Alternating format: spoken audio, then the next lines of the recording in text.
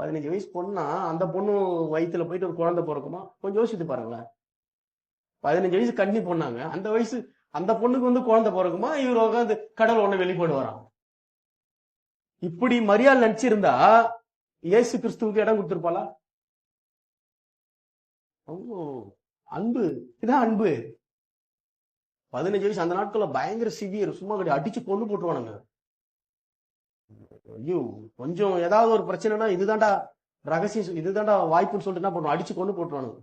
ஒரு 15-16 வயசு பொண்ணு அந்த கருவை வந்து அந்த அனாயிண்டிங் மேல இறங்கணும், இறங்கி என்ன பண்ணா அவ கருவுறணும்.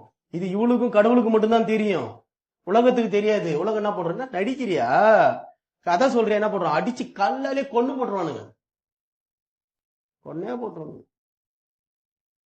இவ்வளவு பெரிய ரிஸ்க், விளையாட்டு கிடையாது. உயிர், அதான் சொல்றேன், ஒவ்வொரு அடியும் உயிர் போற மாதிரி இருக்கும். ஆண்டவரை நீங்க தேடி போயிட்டீங்க.